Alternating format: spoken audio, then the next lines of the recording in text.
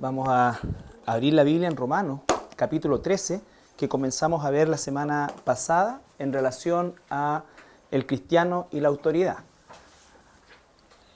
Recuerden que Romanos es la columna vertebral de la doctrina cristiana, junto con el libro de la Carta a los Efesios, que comenzamos a revisar ya a partir del domingo pasado, con una introducción breve, pero Romanos, Efesios y Gálatas se consideran epístolas netamente doctrinales.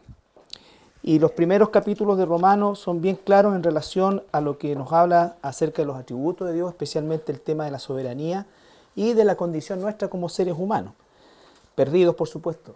Y también toca el tema de Israel dentro del concepto bíblico, tanto pasado, presente y también futuro, que Dios no ha terminado su trato ni lo terminará nunca con Israel.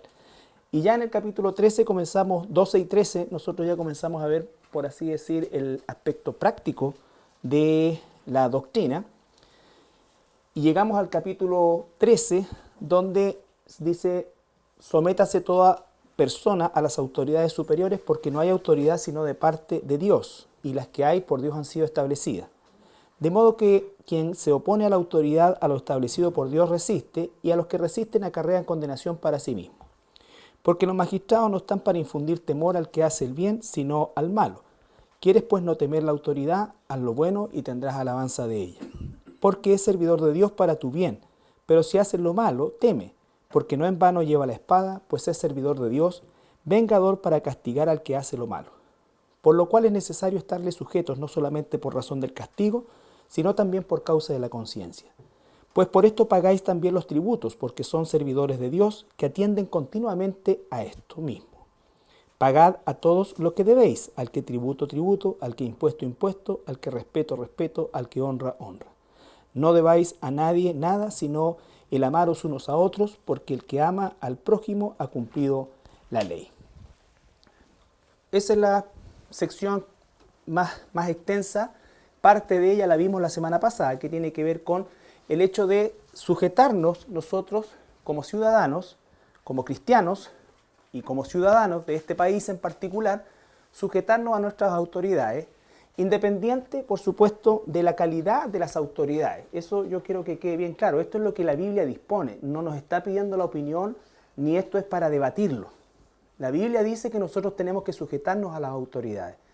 Las autoridades son puestas por Dios desde el punto de vista de que Dios ha permitido que existan los gobiernos humanos, desde el punto de vista de que si no fuese así, estaríamos nosotros, por supuesto, en lo contrario a un orden que es el caos, y probablemente ya estaríamos completamente autoexterminados. Por lo tanto, de alguna manera, aun cuando sean gobiernos humanos y aun cuando las autoridades, las personas que ocupan esos cargos de autoridad, no honren a Dios, no busquen a Dios, ni siquiera crean en Dios, ¿no es cierto? De todas maneras, Dios permite, ¿no es cierto?, que esas autoridades ejerzan dos principios básicos, dos o tres principios básicos que rigen cualquier gobierno en general, ¿ya? Tres principios básicos que rigen cualquier gobierno en general, que es el la vida de los inocentes, de la gente inocente, castigar la vida de los que infringen la ley, de los que hacen lo malo, y cuidar de la propiedad privada. Esas son las tres áreas principales, de ahí se derivan todas las demás leyes, pero básicamente esas son las funciones de cualquier gobierno. Por lo tanto, todo gobierno aspira a que sus ciudadanos, sus buenos ciudadanos, ¿no es cierto?, vivan tranquilos, que los malos ciudadanos sean castigados, ¿no es cierto?, y que la propiedad privada sea protegida. Ese es el sentido. Por eso es que dice no robar. El hecho de no robar implica que tú eres propietario de algo, ¿no es cierto? Y si alguien te quita ese algo, entonces está cometiendo un delito contra una propiedad personal. Entendemos como cristianos nosotros que todo pertenece a Dios y nosotros administramos eso, pero cuando estamos hablando de las leyes humanas, ¿no es cierto?, cumplen, cualquier gobierno tiene como meta esos tres objetivos de manera básica. De ahí, vuelvo a insistir, se derivan todos los demás. Entonces, ¿cuál es nuestra obligación con este gobierno humano? Dice Romanos 12, 17, 18. No paguéis a nadie mal por mal. Procurad lo bueno delante de todos los hombres. Si es posible, en cuanto dependa de vosotros, estad en paz con todos los hombres. No os venguéis vosotros mismos, amados míos, sino dejad lugar a la ira de Dios, porque escrito está, mía es la venganza, yo pagaré, dice el Señor. Así que, si tu enemigo tuviere hambre, dale de comer, si tuviere sed, dale de beber, pues haciendo esto, ascuas de fuego amontonarás sobre su cabeza. No seas vencido de lo malo, sino vence con el bien el mal. Ya, eso es bien importante. Ese es nuestro deber como ciudadanos, como cristianos, como ciudadanos, ¿no es cierto? Dice, no pagar a nadie mal por mal. ¿Por qué nos dice esto primeramente? Nos dice esto primeramente porque Dios ha depositado en los gobiernos humanos algo que normalmente o en este tiempo no están haciendo, es vengar. ¿Ya? Dios dice claramente en el capítulo 13, ahora versículo 3. Perdón, versículo 4. 3 y 4. 13, 3 y 4. Porque los magistrados no están para infundir temor al que hace el bien, sino al malo. ¿Quieres pues no temer la autoridad? Haz lo bueno y tendrás alabanza de ella, porque es servidor de Dios para tu bien. Pero si haces lo malo, teme, porque no en vano lleva la espada, pues es servidor de Dios, vengador para castigar al que hace lo malo. Entonces, el deber y por lo cual Dios va a pedir cuenta a todas las autoridades del mundo es justamente en función de vengar el mal. Dios le da a la autoridad de un gobierno, a un gobierno, le da la potestad y la autoridad de hacer justicia. No le permite al ciudadano común, menos al cristiano, tomar venganza aun cuando haya sido, ¿no es cierto?, afrentado, haya sido, ¿no es cierto?, sus derechos violados. No se nos permite. Nosotros no debemos tomar la venganza en la justicia en nuestras manos. Un gobierno que no venga en la maldad que se le hace a sus ciudadanos es un gobierno que va a rendir cuentas delante del Señor. Y se genera, todo lo que se genera cuando no hay justicia, se genera que la gente comienza no solamente a atemorizarse, sino que después a envalentonarse para tomar la justicia por sus manos. ¿Qué es lo que está sucediendo ahora? Lo que sucede ahora es culpa de un gobierno que no castiga el mal. No castiga el mal. Es así como ocurre, no solamente en Chile, a nivel mundial. Todo este concepto de los derechos humanos que nace con una buena causa se degenera en un proceso hoy día en que la mayoría de los sistemas legales del mundo son de carácter garantista, pero son garantistas para el imputado y no para la víctima. Los recursos no están en función de rehabilitar a la víctima, están en función de, entre comillas, rehabilitar al infractor. Entonces, todo está mal, pero aún así, el cristiano debe sujetarse al gobierno. ¿Estamos? Eso es lo que dice la Escritura. La Escritura no está hablando si el gobierno es bueno o malo, hace lo bueno o lo malo. Toma mayor importancia el contexto en que fue escrito Romano, en que fue escrito el Nuevo Testamento, en el cual encontramos quizás de los peores tipos de gobiernos que pudiera tener la humanidad, que era el caso de un gobierno de un emperador. ¿No es cierto? Hay algunos aquí que hacen abuso de autoridad y siempre lo hacen. Sin embargo, aquí estábamos en presencia de un hombre que se creía Dios. Ese era el tema de los emperadores. Entonces, imagínense ustedes la manera de llevar adelante un gobierno, ¿ya? Pero aún así, dentro de ese contexto terrible, el apóstol Pablo dice, sujétense a los gobernantes. Oren por sus autoridades. Ese es el deber del cristiano.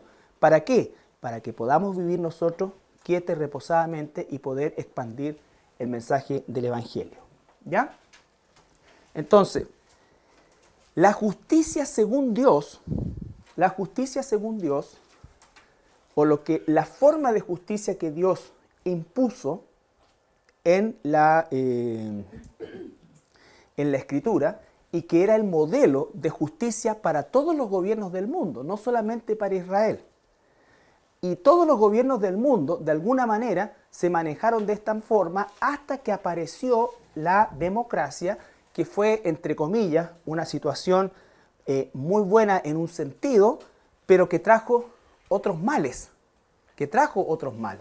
Para Dios, la concepción de la justicia la expresa Él en los capítulos 21 y 22 del Éxodo, aparte de todo el Levítico y todo eso que tiene que ver con leyes especiales ceremoniales, pero en cuanto a las leyes propiamente tal civiles, todo gobierno debiera resguardar de la siguiente manera. Éxodo 21. Todo el capítulo 21, todo el capítulo 22, pero vamos a leer Éxodo 21, versículo 12. El que hiriere a alguno haciéndole así morir, él morirá. Mas el que no pretendía herirlo, sino que Dios lo puso en sus manos, entonces yo te señalaré el lugar al cual ha de huir. Versículo 18, así, por saltar nomás. Además, si algunos riñeren y uno hiriere a su prójimo con piedra o con el puño, y éste no muriere, pero cayere en cama, si se levantare y anduviere fuera sobre su báculo, entonces será absuelto el que lo hirió. Solamente le satisfará por lo que estuvo sin trabajar y hará que le curen. Versículo 22, capítulo 22, versículo 1, para que lo lean en su casa y se entretengan leyendo qué es lo que es justicia para Dios. Cuando alguno hurtare buey u oveja y lo degollare o vendiere, por aquel buey pagará 5 bueyes y por aquella oveja 4 ovejas. Si el ladrón fuere hallado forzando una casa y fuere herido y muriere, el que lo hirió no será culpado de su muerte. ¿Ya? Entonces, todas las leyes iban en dirección a algo que es verdaderamente el concepto de justicia y que es la restitución. Ojo por ojo, diente por diente. Pastor, ¿y cómo se llamaba? Porque yo sé que está por aquí, pero ese lugar donde... La ciudad de refugio. Sí. La ciudad de refugio también, por causa de la pena de la muerte casual. ¿Ya? Ahora, cuando Jesús estuvo sobre la tierra, Él dijo, oíste que fue dicho, ¿no es cierto?, tal y tal cosa. Pero Él, recuerden ustedes, lo que está haciendo es volver al orden legal, lo torcido que habían hecho los fariseos. Los fariseos habían tomado esto ojo por ojo, diente por diente, como un concepto de venganza. Es decir, que cualquier ciudadano podía hacer justicia así. Pero el tema es que Dios le dijo a las autoridades y las autoridades debían regir en función de la restitución. Me robaste un buey, me pagas 5. ¿Ya? El que derrama sangre inocente tiene que pagar con su sangre. Tiene que morir. Entonces nosotros nos creemos muy civilizados, pero hay millones de personas que ya por causa de ser asesinos han perdido a los ojos de Dios el derecho a vivir.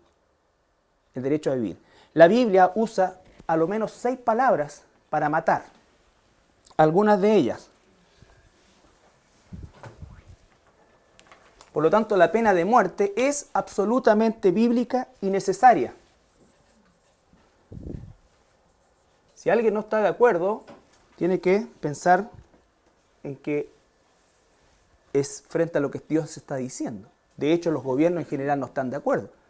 Por eso las cárceles están atestadas de personas que no deberían estar ahí. Estamos hablando de la justicia de Dios. Dice, la palabra naká es muerte en combate. La palabra mut es muerte.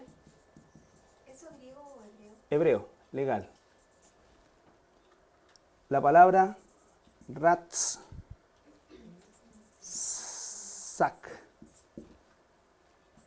es homicidio, asesinato.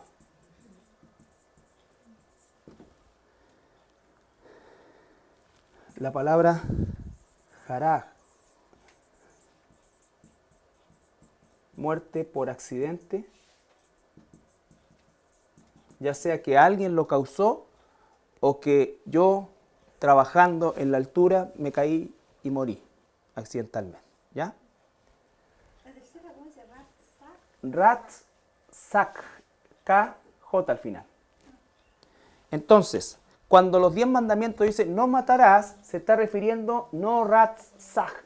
Ustedes lo pueden buscar, si tienen la duda, en la concordancia del hebreo. Es la concordancia del hebreo número 7523 de la concordancia Strong, que es 7523.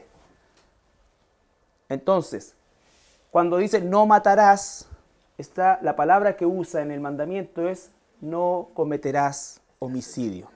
Dios ha mandado a matar muchas veces en combate. Dios ha mandado a los gobiernos a que ejecuten a una persona por causa de un crimen, que no era solamente el homicidio, había una serie de otros crímenes, el adulterio, el deshonrar a los padres y a la madre, el insultarlo, eran causales de pena de muerte. ¿Ya? ¿Cuánto cabro está viviendo gratis? Entonces, todo eso, entonces a nosotros nos parece brutal, pero la forma en el tiempo de Israel y hasta muchos años, siglos después, en Israel no existían cárceles. Las cárceles fue un sistema que trajo el Imperio Romano, copiado de los griegos. Pero en Israel no habían cárceles, porque si yo te robaba a ti, el magistrado venía y me castigaba esto. Y dice que si no tenía plata, me vendían como esclavo. Y si yo asesinaba, pagaba con mi vida. Por lo tanto, nunca había cárceles. Porque el que robaba o el que hacía esto, el que hacía esto, cada cosa tenía una restitución. Y si no tenía cómo pagar, entonces era vendido como esclavo. ¿Te das cuenta? Piensa qué distinto sería si nosotros nos rigiéramos por algo similar. Hoy día, los magistrados no infunden temor a los malos. Los malos se ríen del sistema. Y los que tienen temor son la gente que no comete delitos. Tiene que poner rejas, contratar alarmas. Y así, suma y suma. ¿Ya? Fíjate que es terrible, porque yo les contaba en la mañana a mis hermanos que anoche estaba viendo un poco de las noticias y unos locatarios de un centro comercial de Santiago Centro estaban ya pero enardecidos, como se dice, chatos y ahora envalentonados, porque habían 3 ladrones, pero todos los días les robaban. Carabineros iba y los tenían filmados todos, los tomaban y a los 2 días después los mismos, exactamente robándole a la misma gente. 3 veces. Entonces decís tú, ¿qué haces? Y mostraban ya a la gente que ahí tiene su fierro, tiene su palo, el otro se había comprado una cuestión de esa eléctrica. Y entonces si va a pasar algo así, ¿te das cuenta? ¿Por qué? Porque el gobierno, y no solamente sino que en general los gobiernos no están cumpliendo con su deber de resguardar el orden público. El orden público, ¿ya? Y cada vez va a ser peor. Génesis 9, 6. Ahora, pastor, el derecho humano, todo se está permitiendo casi. Sí. Y en realidad son como los derechos humanos de los agresores o de los que hacen el mal, porque no se consideran tanto los derechos humanos de, como decías tú, No, de la parte victimaria. No. O sea, los víctimas. no, absolutamente. Y entran en un sistema en el cual son financiados por los impuestos de la misma gente que asalta. 9.6. El que derramare sangre de hombre, por el hombre su sangre será derramada, porque a imagen de Dios es hecho el hombre. El que derramare sangre del hombre, por el hombre, ese hombre se refiere a la autoridad, porque el mismo Dios nos dice que no debemos nosotros tomar la justicia en nuestras manos. Es más, nosotros tenemos que orar por el que nos daña, ¿ya? Pero el gobierno tiene que castigar al que me daña.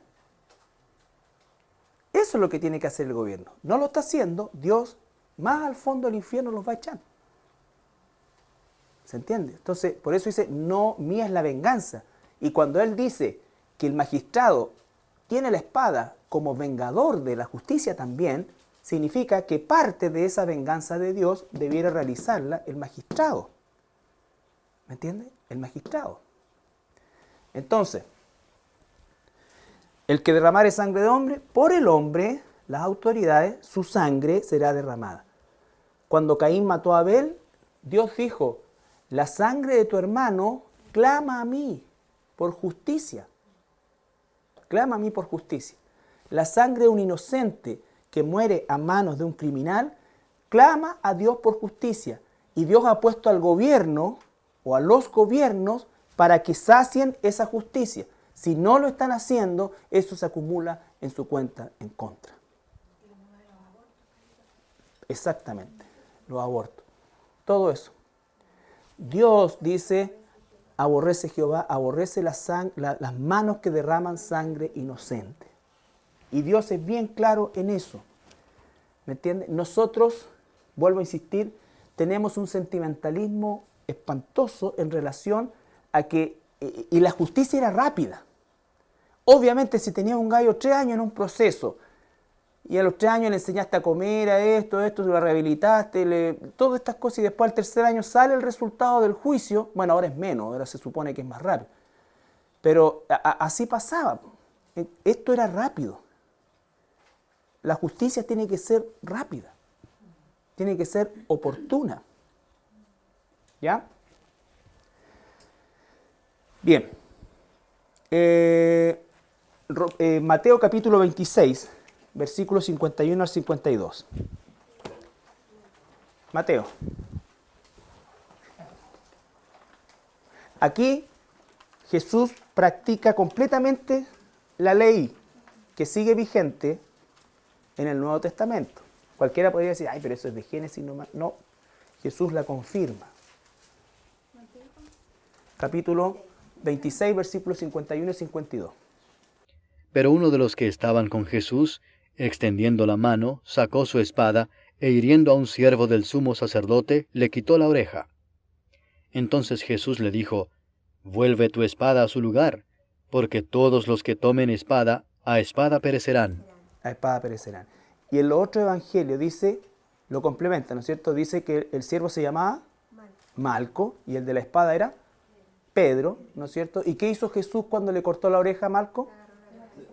Se la restituye para que Pedro no tuviera que pagar una oreja. Por eso se la restituye.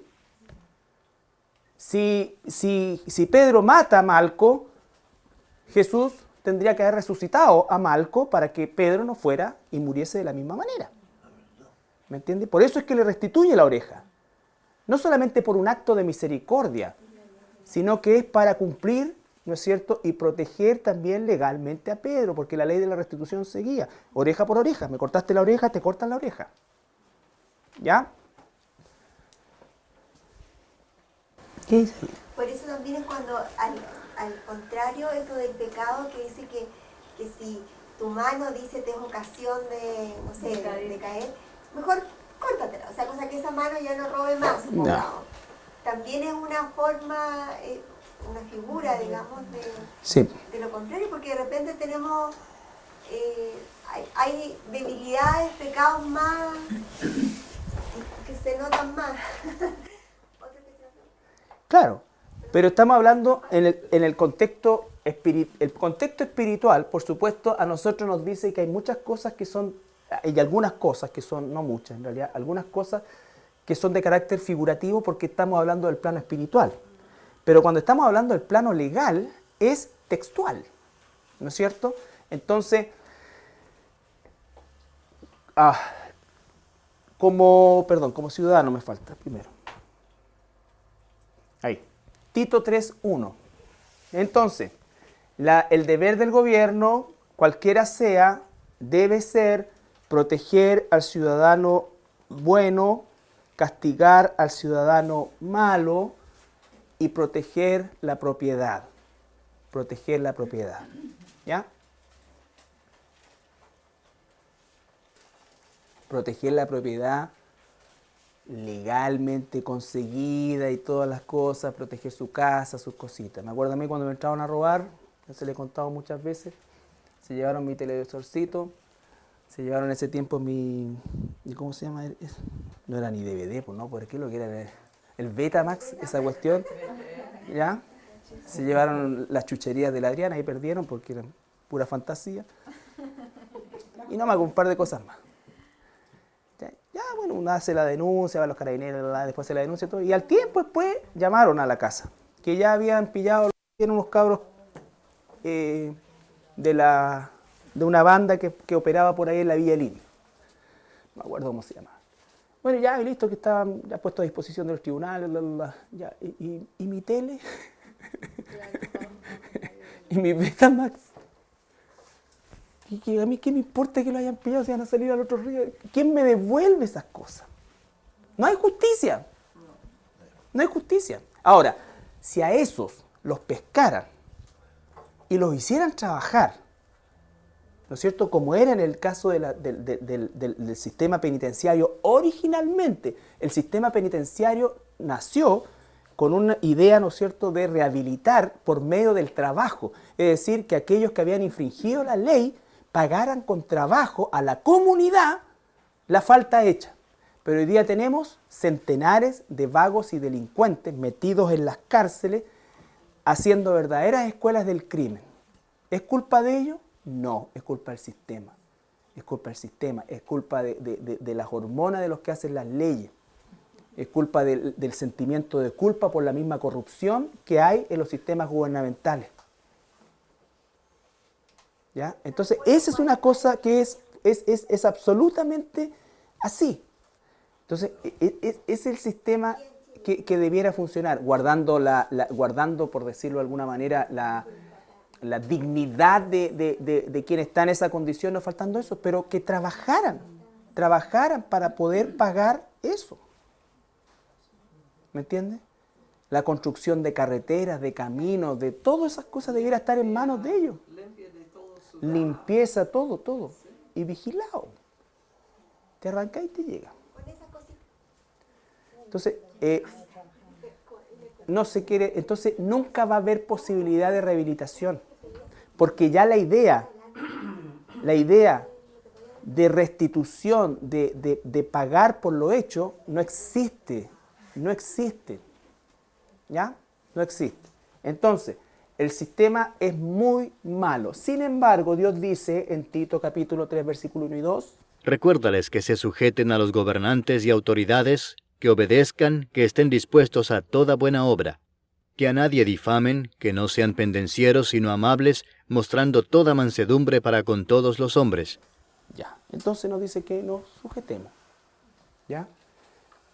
Primera de Pedro 2:17. Honrad a todos, amad a los hermanos, temed a Dios, honrad al Rey. Honrad al Rey. Recuerden ustedes, cuando nosotros vimos en televisión a este hermano, pastor Soto, no, ¿cómo era? Soto, ¿no es cierto?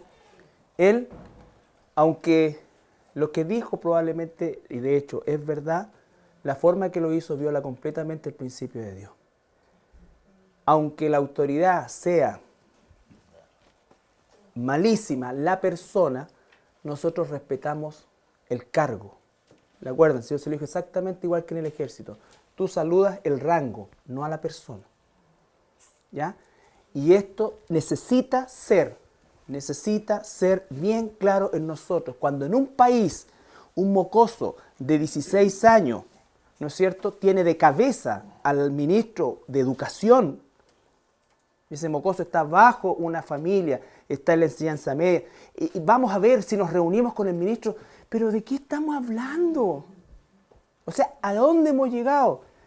Cuando a un presidente lo escupen, te guste o no te guste, pero es el presidente.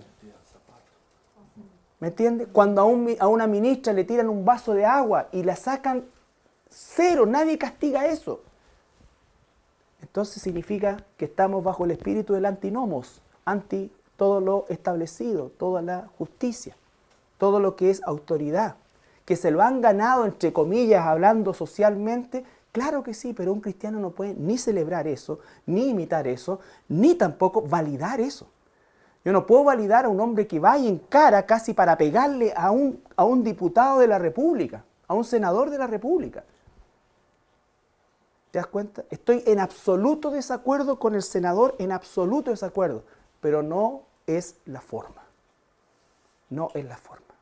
Y todos los que pusieron súper valiente, te pasaste, no han leído la Biblia. Pablo cuando se enfrenta al emperador, dice, oh honorable Festo. ¿Quién? Y habla, ¿no es cierto? Daniel lo estaban a punto de empujar al foso de los leones. Para siempre vive el rey. Nunca he dicho nada en contra tuyo. Entonces es otra cosa. ¿Por qué? Porque entonces nosotros no confiamos en Dios, confiamos en nuestras actitudes, en nuestras acciones. Dejemos la ira y la venganza a Dios, porque su ira y su venganza son santas y justas. Y van a llegar, van a llegar. Nadie va a quedar sin lo que le corresponde. ¿Ya? Hay un salmo que el 37 dice, no te impacientes a causa de los malignos. Leámoslo porque está muy lindo. Cada vez que nosotros pensemos así, que yo lo pienso, yo por salud mental no veo noticias. Veo solamente la parte deportiva y cuando muestran algunos reportajes. Pero ya no veo noticias porque empiezo a pecar con la indignación. Está llevando a la gente, al público, a la gente común a que hagan estos arrestos, digamos, ¿cómo se llama? Civiles, ciudadanos, ¿no es cierto? Y le aforran, y siempre, no me pegue, más rabia me da, entonces mejor la cambio. ¿Te das cuenta? Y al tiempo después está de nuevo. Entonces, Salmo 37, 1. No te impacientes. No te impacientes a causa de los malignos, ni tengas envidia de los que hacen iniquidad. Porque como hierba serán pronto cortados, y como la hierba verde se secarán. Confía en Jehová y haz el bien, y habitarás en la tierra y te apacentarás de la verdad. Deleítate asimismo en Jehová, y él te concederá las peticiones de tu corazón. Encomienda a Jehová tu camino y confía en él, y él hará. Exhibirá tu justicia como la luz, y tu derecho como el mediodía. Guarda silencio ante Jehová y espera en él. No te alteres con motivo del que prospera en su camino por el hombre que hace maldades. ¿Cierto? Entonces, esa es la ordenanza para nosotros como cristianos. Esa es la ordenanza para nosotros como cristianos. Nosotros debemos, dice 1 Timoteo 2, 1, 2,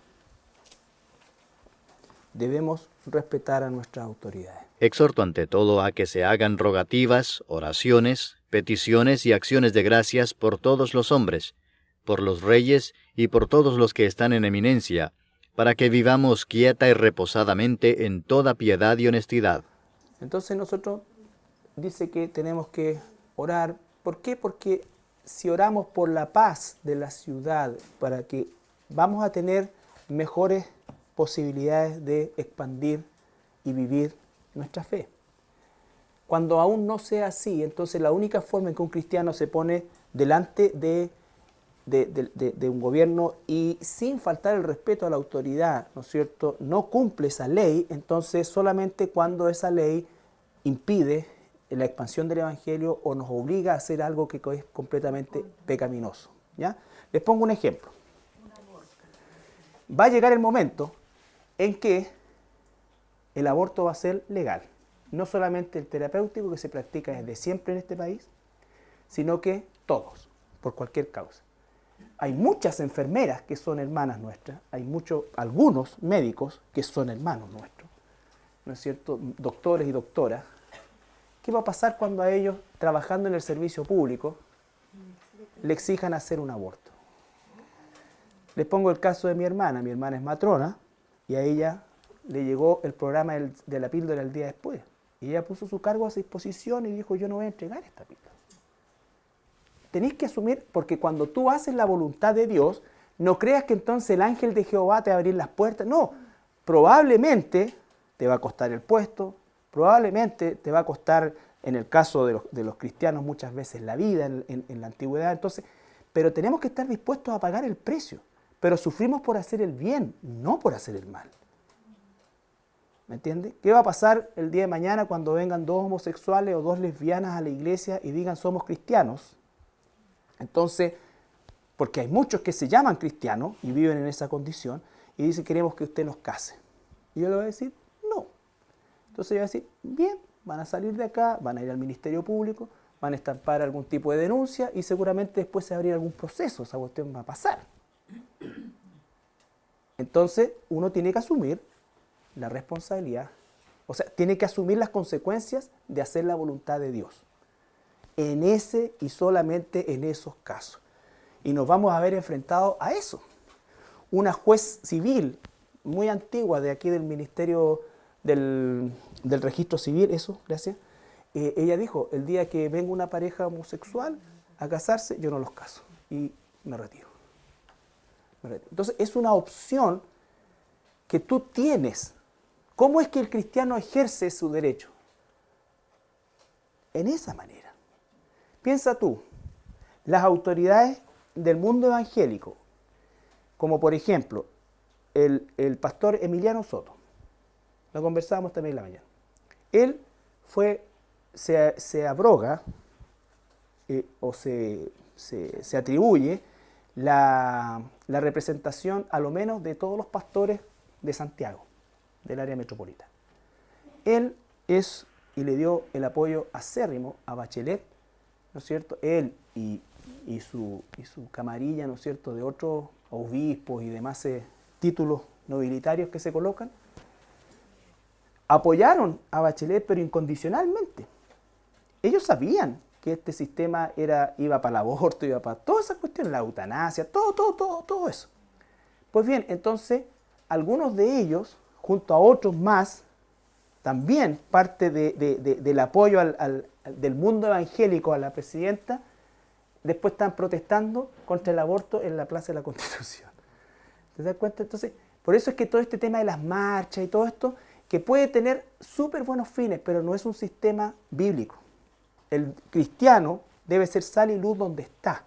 Y donde está, Dios lo va a apretar. Si tú estás en el área comercial y te obligan, ¿no es cierto?, a hacer chanchullos comerciales con la finalidad de tapar, de borrar. Tenemos hermanos contadores acá que han perdido tremendos, entre comillas, clientes porque no han estado dispuestos a dibujar como un buen pintor los impuestos. ¿Ya? Y así seguimos. Entonces es una situación que nos va a alcanzar en alguna medida a todos nosotros. En el ámbito legal hay hermanos que son abogados, hermanas, también se ven enfrentados a realidades súper truculentas de repente. ¿Cómo vamos a obrar ahí? ¿Cómo vamos a actuar? Sí, porque la ley tiene resquicios que de repente claro que sí. parecen, o sea, son legales, pero si eso los comparamos con lo que Dios dice, al filo, claro. Claro, pero con respecto a Dios, no. Entonces, este es un tema muy dinámico que lo estamos pasando así muy rápidamente, ¿no es cierto?, para avanzar en los capítulos, pero es algo que tenemos que aprender a discernir nosotros, no tener conductas, ¿cómo decir?, extremistas sin tener la información, ni el discernimiento, ni la oración al respecto. Hay cosas que son blanco y negro, en este caso, blanco y negro. La gran mayoría lo son así. Pero hay una serie, no estoy hablando de áreas grises, a mí no me gusta esa palabra de áreas grises, sino que cosas que requieren discernimiento, cosas que requieren, en definitiva, porque no solamente somos ciudadanos para nuestros deberes, sino que somos ciudadanos también para nuestros derechos. ¿Ya? Entonces, muchas de estas cosas son importantes que nosotros siempre estemos testeando en relación a la palabra de Dios, a la Escritura. ¿Ya? A la Escritura. Porque incluso pueden haber negocios, si tú me dices, por ejemplo, el negocio que tanto se ha bullado de la hija de la presidenta. Yo conversaba con algunas personas que entendían el tema y efectivamente ellos podrían salir limpios de polvo y paja porque en términos legales está todo, entre comillas, en orden.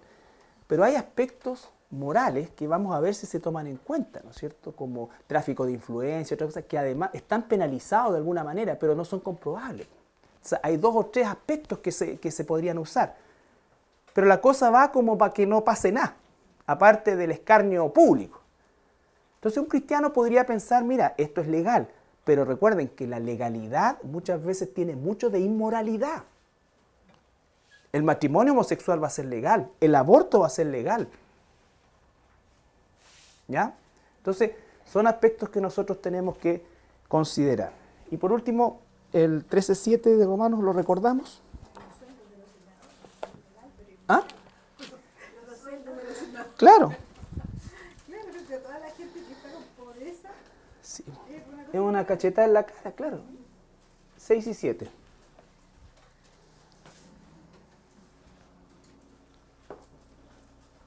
Pues por esto pagáis también los tributos, porque son servidores de Dios que atienden continuamente a esto mismo. ¿Te das cuenta que esta palabra aparece de ayer, de hoy? Y está escrita hace 2000 años. ¿Para qué se pagan impuestos y tributos? ¿Para qué en sentido genérico? Sabemos que los impuestos van para, muchas veces, más para los bolsillos de los políticos que otra cosa, o para situaciones de cualquier tipo, pero en rigor, el pago de los impuestos, en el caso de Roma, constituía mayor riqueza del emperador, ostentación y todo lo demás. Pero se supone que los impuestos justamente se toman de nosotros los ciudadanos para que el gobierno financie la protección de los ciudadanos, el castigo de los que violan la ley y la protección de la propiedad. Esa es la razón de los impuestos. Fíjate que no está incluida, por ejemplo, la educación, porque la educación siempre era un proceso domiciliario, de la casa. ¿Ya? Después empezaron los temas de esto, de acá, de allá, todo. Pero aún así, ¿no es cierto?, con todo lo que se recauda, debieran estar sumamente cubiertas las áreas de necesidad de la población de este país. ¿Ya? Pero no es así. Acaban de decir los especialistas que la plata que se va a recaudar por el tema de la reforma tributaria ya se gastó. No hay. Todavía no se recibe todo, pero ya se gastó todo. Pregunta, ¿cómo van a hacer ahora para el eufemismo este de la educación gratuita? No van a poder. Y se va a transformar eso en un monstruo como el Transantiago, que le meten miles de millones de dólares cada año para sustentarlo por la tosudez de un sistema podrido. Pero son nuestras autoridades. Son nuestras autoridades. Realmente uno se asombra de la ineptitud de quienes nos gobiernan, pero son nuestras autoridades. Y merecen nuestro respeto. ¿Ya? Merecen nuestro respeto. Pero te quiero decir una cosa. Los políticos antiguos eran más sociales. Ellos realmente, con todo lo que fuera. Pero no, hoy día buscan meterse a la política para ganar plata. Esa es la motivación. Tú dices, por eso te digo, o sea, nosotros no tenemos que ser ciegos a la realidad que vivimos, pero eso no nos da licencia para destruir, matar, insultar, todo. Ahora, ¿tenemos la libertad de comentar? Claro que sí, claro que sí. O sea, cuando tú dices, ¿qué clase de asesoría, a qué asesor o qué hacen, le pagan 160 millones de pesos? ¿Y por qué necesitan asesores si se supone que los gobiernos tienen equipos de trabajo? Tienen el Ministerio de Transporte. El Ministerio de Transporte debiera solucionar los problemas de transporte y contratar a las personas que corresponden ahí y sacar los problemas, pero contratan un asesor en transporte. Eso es. Entonces, ya, ¿estamos?